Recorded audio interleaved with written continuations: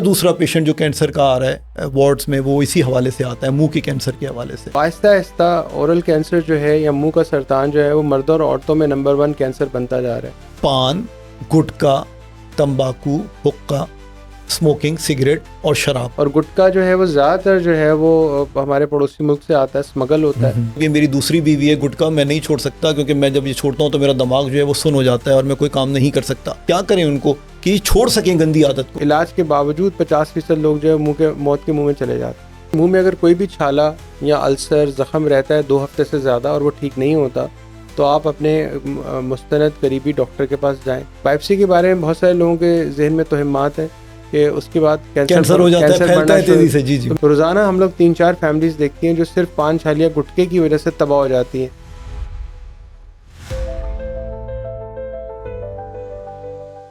साहब ये गुटखा नहीं, ये हमारी दूसरी बीवी है, ये ना खाएं तो दिमाग सुन हो जाता है।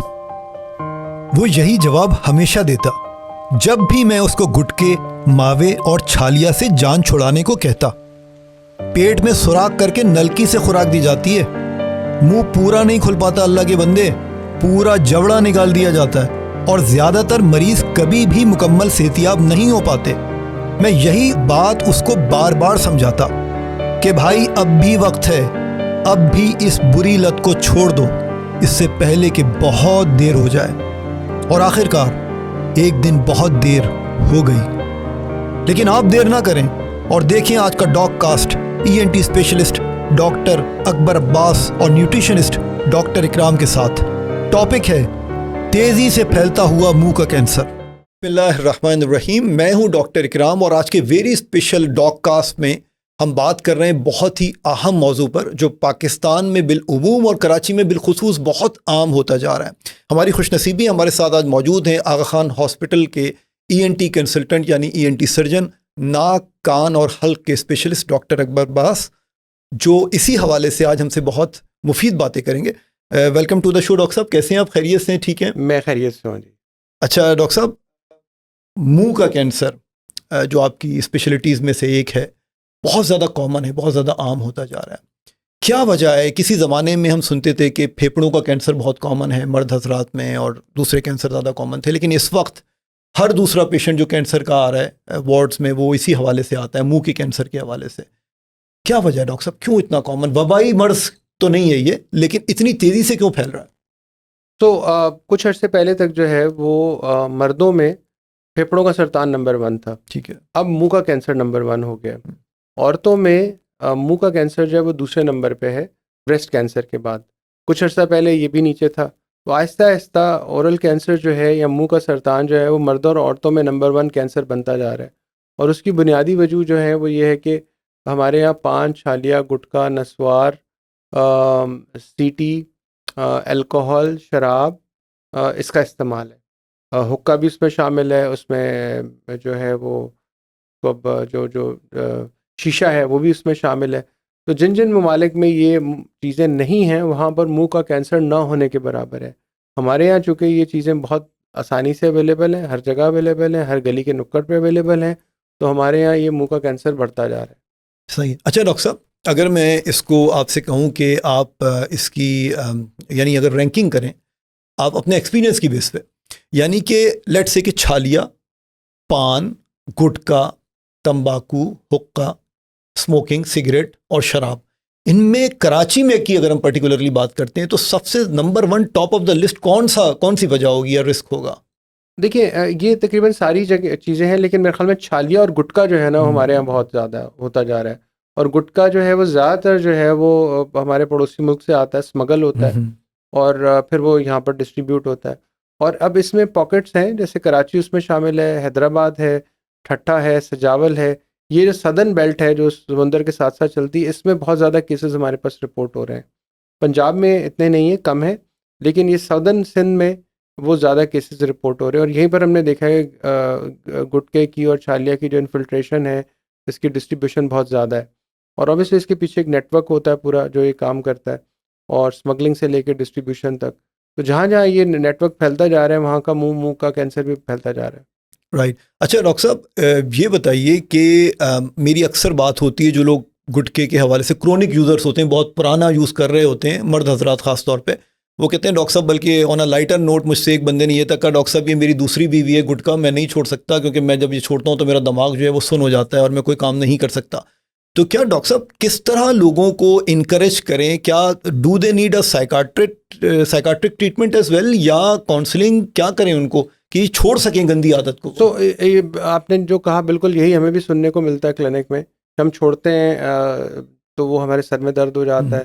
फैक्ट्री वर्कर्स छोड़ते हैं, घर में काम करने वाली ख़वातीन जो सफाई के लिए आती हैं वो कहती हैं हम छोड़ दें तो हमसे काम नहीं होता। दर्जियों में बहुत ज़्यादा है ये। अच्छा। दर्जियों में, और जो कराची के मच्छेरे हैं ये स्पेशली इब्राहिम हैदरी वगैरह, इधर बहुत ज़्यादा है। और वहाँ पर इसका अगर आप जाएंगे तो हर गली में जो है वो 2 गुटखा बेचने वाले मौजूद हैं जी तो ये लोग इसकी वजह है कि ये एडिक्शन है, ये एक नशा है जी। और इसको नशे की लाइन पे ट्रीट करना चाहिए। तो सबसे पहला तो आता है कि बचाओ कि इसकी डिस्ट्रीब्यूशन ही ना हो, लेकिन उसमें कानून भी पास हो चुके हैं हमारी गवर्नमेंट का, लेकिन वो फिर भी वो डिस्ट्रीब्यूशन हो रही है। तो और दूसरा ये कि जो जब इस्तेमाल करने लग पड़े तो उसको फिर रोका जाए कि भाई समझाया जाए कैसे ना करें। तो रोज़ाना हम लोग 3-4 फैमिलीज़ देखती हैं जो सिर्फ पान छालिया गुटखे की वजह से तबाह हो जाती हैं। घर का कमाने वाला जिसको कैंसर हो गया, अब उसकी कमाई रुक गई, अब उधार चढ़ना शुरू हो गया फैमिली के ऊपर, और वो पूरी फैमिली जो है, एक जो अलमिया है कि मुंह के कैंसर के जो इलाज है उसके बावजूद 50% लोग जो हैं, इलाज के बावजूद 50% लोग जो है मौत के मुंह में चले जाते हैं। ठीक है जी। तो ये इसका मोर्टेलिटी रेट जो है, यानी इसके बाद मरने का जो रेशियो है बहुत ज़्यादा है।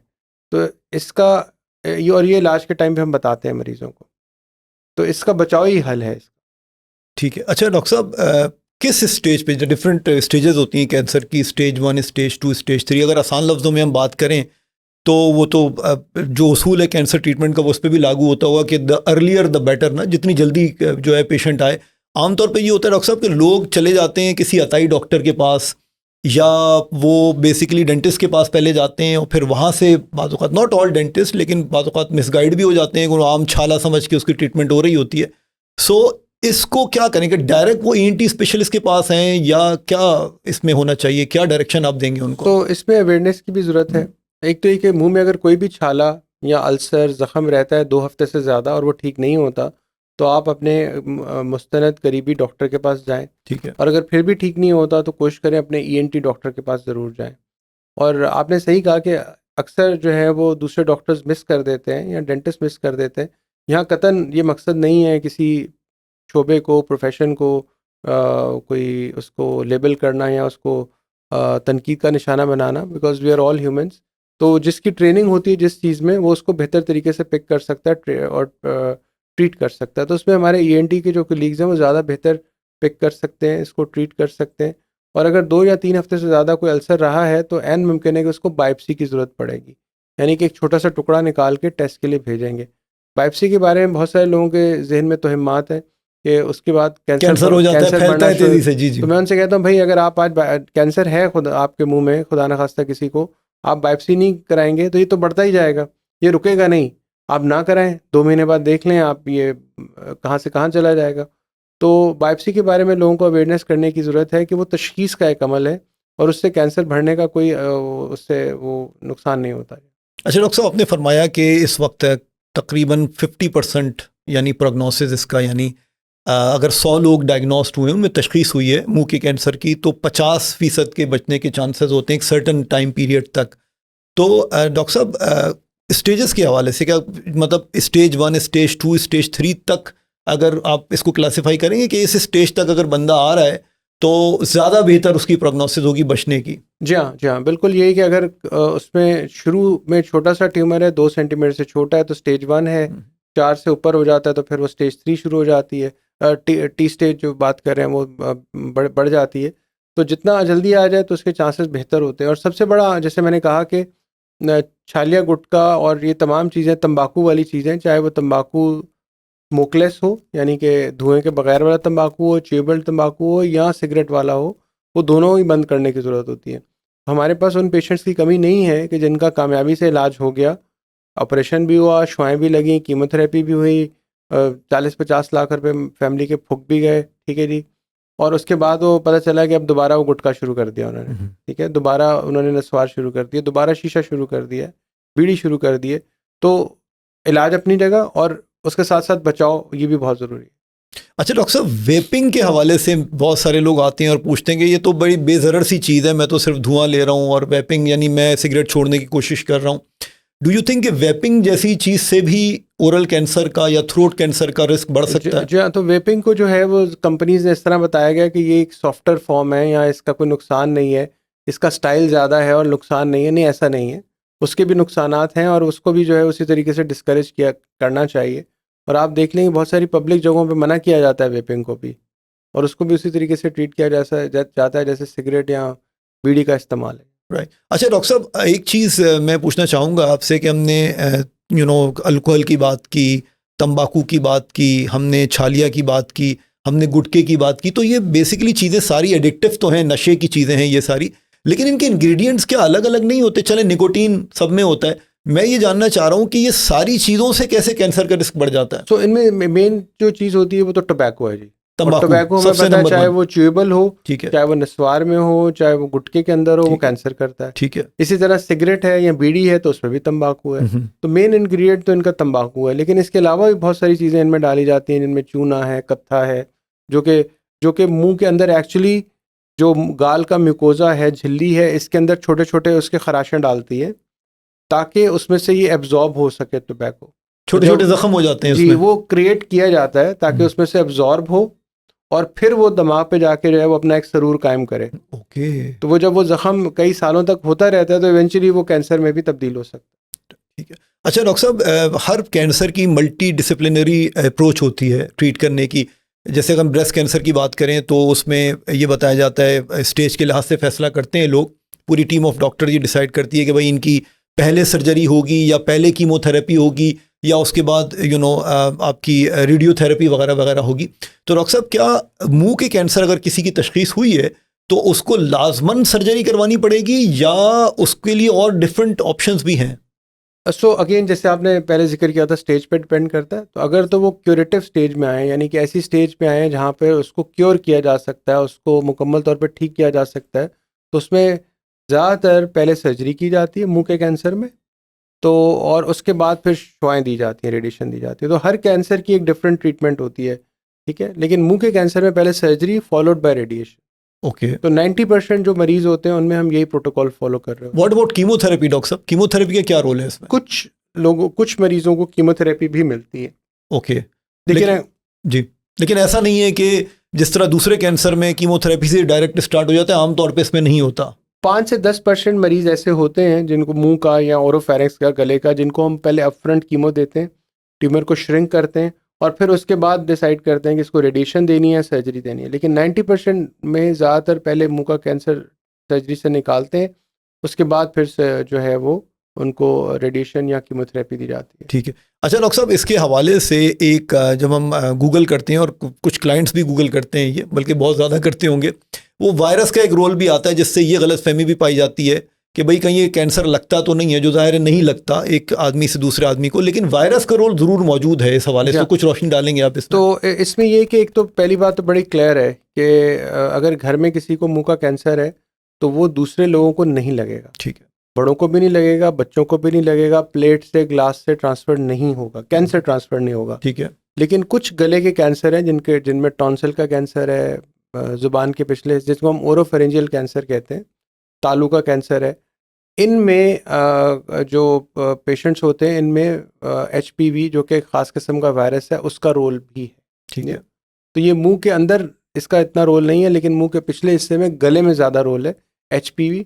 और HPV जो है वो हमें एक दूसरे से लग सकता है, और उसका कोई बज़ाहिर आज की तारीख में कोई ऐसा बचाव भी नहीं है। ठीक है। ठीक है जी। तो वो उसका एक एपिडेमिक आया था 40-50 साल पहले और वो पूरी दुनिया में फैला। ठीक है। और उससे कोई ऐसा बचाव का खातिर खा तरीका नहीं है। ठीक है। तो HPV लग सकता है और ज़रूरी नहीं है कि हर HPV जो जिसको लगे वो कैंसर कर दे। ठीक है। तो HPV से हम एक दूसरे से बच भी नहीं सकते, लेकिन मुंह का कैंसर एक दूसरे से नहीं लगता। ओके। अच्छा डॉक्टर साहब, इब्तिदाई अलामात कैसे पता चलेगा अगर किसी को ये शक है, शुबा है कि यार ये मेरी तकलीफ़ अब 2 हफ्ते 3 हफ्ते हो गई है और मैं पेन किलर्स खा रहा हूँ, मैं माउथ वॉश इस्तेमाल कर रहा हूँ, मैं डेंटिस्ट के पास भी चला गया, मुझे इफाका नहीं हो रहा, टेल टेल साइंस यानी वो अलामात क्या हैं कि उसको फौरन ईएनटी सर्जन के पास जाना चाहिए? जी, एक तो मुंह में, गाल में, मसूड़ों के ऊपर कोई अल्सर, छाला, छाला जख्म, होना, जख्म होना, ठीक है। उसमें से खून आना, उसमें दर्द होना,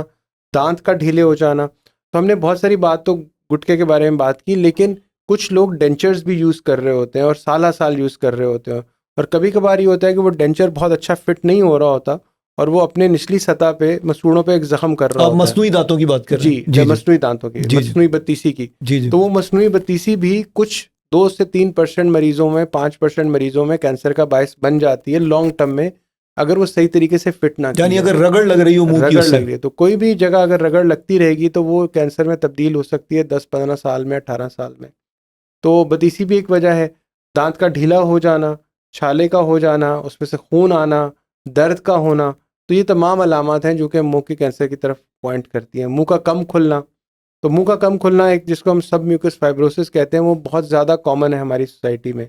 बहुत सारे लोग आते हैं जिनका 2 उंगलियों से ज़्यादा मुंह नहीं खुल सकता। अक्सर गुटके वालों का मुंह पूरा नहीं खुल रहा खुल होता। सकता। उसकी वजह ये है कि वो छालियाँ खा रहे हैं बहुत ज़माने से और 15-20 साल से खाए जा रहे हैं, और अब उनका वो मुंह खुलता नहीं है, बहुत कम हो जाता है और फिर आते हैं, और उसका कोई खातिर खा इलाज भी नहीं है, ना दवा से ना ऑपरेशन से कि उस मुंह को मुकम्मल तौर पे वापस खोला जाए। तो ये झिल्ली जो है अंदर, जो पिंक कलर की झिल्ली है, बहुत ही कीमती झिल्ली है, हमें इसका एहसास नहीं है। ये कुदरत एक ही दफ़ा देती है। अगर ये सख्त हो गई, चमड़े की मानंद हो गई, जिसको सबम्यूकस फाइब्रोसिस कहते हैं, छालिया गुटके की वजह से होती है, तो ये दोबारा वापस नहीं आती। ना ही इसको वापस लाया जा सकता है, ना ही इसको ठीक किया जा सकता है, ना ही मुंह खोलने को दोबारा से रिस्टोर किया जा सकता है। डॉक्टर साहब, और ये बात सही है कि सबम्यूकोसल फिब्रोसिस जिसका आपने नाम लिया, ये चीज़ भी कैंसर में बदल सकती है? बिल्कुल लॉन्ग टर्म में हम देखते हैं जी कि ये अगर ओरल हैबिट्स ना छोड़ी जाएं तो ये बिल्कुल हो जाता है। ठीक। और अक्सर मरीज़ तो हमारे पास आते हैं जब इनको कैंसर खुदा न खास्ता हो जाता है, तो हम पूछते हैं कि आप छालिया गुटखा खा रहे हैं? तो कहते हैं नहीं जी, हम नहीं खा रहे। फिर हम कहते हैं आपके मुंह और दांतों की हालत तो ऐसी नहीं है। जी 15 साल पहले खाते थे, 20 साल पहले खाते थे। तो ऐसे पेशेंट्स भी हैं जो कि 15-18 साल पहले गुटखा छोड़ चुके हैं, तो लेकिन उनको कैंसर बाद में हुआ। ठीक है? तो अगेन बात वहीं आ जाती है कि इससे इसकी तरफ नहीं जाना चाहिए। अच्छा डॉक्टर साहब, ये बड़ा इम्पॉर्टेंट है कि हमने बात कर ली नशे के हवाले से, तंबाकू के हवाले से, निस्वार के हवाले से, अल्कोहल के हवाले से, और सिगरेट के हवाले से, गुटखे के हवाले से। क्या इसके अलावा भी कुछ ऐसी तदाबीर हैं, एहतियाती तदाबीर हैं जिनको अपना कर, जैसे खुराक है, वर्जिश है, नींद है, जिससे इंसान इसका रिस्क कम कर सकता है, या बस ये छोड़ना काफ़ी होगा? तो मेरा ख्याल है ये सवाल तो मुझे आपसे पूछना चाहिए। आप डाइट के एक्सपर्ट हैं। जी जी। लेकिन जैसे हम कहते हैं कि जो खुराक है वो आधी सेहत है, ठीक है ना जी। तो अगर हम सही खाते हैं और अपने वेट को, तो ये भी देखा गया है बहुत सारी स्टडीज़ में कि वज़न का बढ़ना भी एक कैंसर का बायस रिस्क है, बिल्कुल ऐसे ही, बिल्कुल एक हाई रिस्क है। तो एक ओवरऑल हेल्दी ईटिंग जो है वो तो बिल्कुल एक उसके लिए ज़रूरी है। जी जी। इसमें डॉक्टर साहब मैं बस जिक्र करना चाहूँगा कि मेरी आगा खान हॉस्पिटल की मशहूर ऑन्कोलॉजिस्ट है, उनसे बात हुई तो उन्होंने कहा कि कैंसर एज अ जनरल, वो मुंह के कैंसर की बात नहीं कर रही थी, ओवरऑल बात कर रही थी, उन लोगों में ज़्यादा कॉमन है जो रेड मीट यानी, और ख़ास तौर पे बारबेक्यूड मीट जो है, ये तिक्के कबाब वाला जो कोयले पे भुना जाता है, उनमें ज़्यादा उन्होंने देखा ये। तो ये भी एक ऑब्जर्वेशन है। सो डॉक्टर साहब, कोई मैसेज देना चाहेंगे आप उन लोगों को जो इस वक्त गुटखे की आदत नहीं छोड़ पा रहे, या जिनको एहसास नहीं है कि कितनी ख़तरनाक बीमारी में वो मुब्तला हो सकते हैं इसकी वजह से? तो बेसिकली तो हमें कम्युनिटी में अवेयरनेस पैदा करने की ज़रूरत है। तो मैं एक यहाँ कम्युनिटी है कराची में ही, गोधरा कम्युनिटी है, तो उधर से हमारे एक जानने वाले हैं, तो एक कैंसर का मरीज़ लेके आए, उसका इलाज किया, दूसरा लेके आए। जब 8 मरीज़ लेके आए तो मैंने कहा भाई रुक जाओ। फिर मैं उस कम्युनिटी में बाकायदा गया और उनके जो कम्युनिटी हॉल था उसमें बैठ के हमने सारी बात की, डिस्कस किया, और उनसे पहले मैंने 1 हफ़्ता पहले कहा कि आपने मोहल्ले की जो ख़वातीन आ सकती हैं, माएँ आ सकती हैं, कम्युनिटी लीडर्स आ सकते हैं, और वो आएँ, बुज़ुर्ग आएँ, बैठें, बच्चों को भी लाएँ स्कूल को। तो अब मेरा ये ख़्याल है कि हमें टारगेट करना पड़ेगा अपने बच्चों को और स्कूल गोइंग चिल्ड्रन को और नेक्स्ट जनरेशन को, और स्पेशली माओं को एजुकेट करना पड़ेगा कि वो अपने बच्चों को इस तरीके से बचाएं। जो बड़े लग गए, अब उनका कुछ कर नहीं सकते। लेकिन जब तक कि हम इस कम्युनिटी में अवेयरनेस नहीं लाएंगे एज ए ओवरऑल मुल्क में, तो इससे बचना मुश्किल हो जाएगा। तो इतना ज़्यादा कैंसर है कि आप एक मोहल्ले में कई मुंह के कैंसर के मरीज़ होते हैं।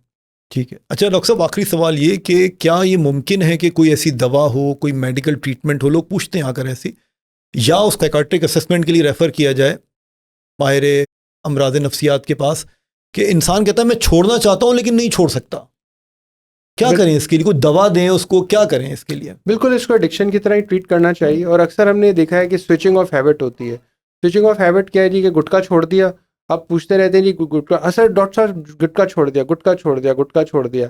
अच्छा यार सब कुछ छोड़ दिया? हाँ जी सब कुछ छोड़ दिया। तो फिर पूछते हैं यार अब आजकल क्या खा रहे हो? जी आजकल मैंने वो जो है ना वो एक नई आजकल वो पाउच आना शुरू हो गया, एक पाउच आ गया जो कि बड़ी एक मल्टीनेशनल कंपनी भी ला रही है। अच्छा, और वो मिंट पाउच आ रहा है, ठीक है। वो मार्शमेलो की तरह का भी Type. उसका बना हुआ है। तो एक छोटा सा पाउच है, डिफरेंट फ्लेवर्स हैं, उसकी खुशबू भी है और अंदर उसका कोर टोबैको है। वो अच्छा। आप चीख में रख लें और वो गुटके का ही काम करेगा। ओके। जी हाँ, तो अब वो खाना शुरू कर दिया है। तो मैंने कहा भाई तुम खड्डे से बच गए, खाई में गिर रहे हो। तो अगेन अवेयरनेस और जो लोग बेचारे इसमें फंस गए हैं उनको फिर ये कि इसको नशे की आदत की तरह नफसियाती तौर पे इसको ट्रीट करना चाहिए। Thank you so much doctor साहब, आपने बहुत मुफीद मालूमात आज हमें दी और इंशाल्लाह ताला आप के हवाले से इस सिलसिले को हम जारी भी रखेंगे इन फ्यूचर इंशाल्लाह ताला। Thank you so much for being here. और नाजरीन और सामीन, आज हमारी बड़ी इंपॉर्टेंट बात हुई। डॉक्टर अकबर अब्बास हमारे साथ मौजूद थे और हमने आज गुटके के हवाले से, मुंह के कैंसर के हवाले से, इसके रिस्क फैक्टर के हवाले से बड़ी इंपॉर्टेंट मालूमात शेयर की डॉक्टर साहब ने हमसे। और इंशाल्लाह ताला नेक्स्ट एपिसोड में हम डॉक्टर साहब के साथ आपसे मिल रहे हैं एक नए टॉपिक के साथ। Thank you very much.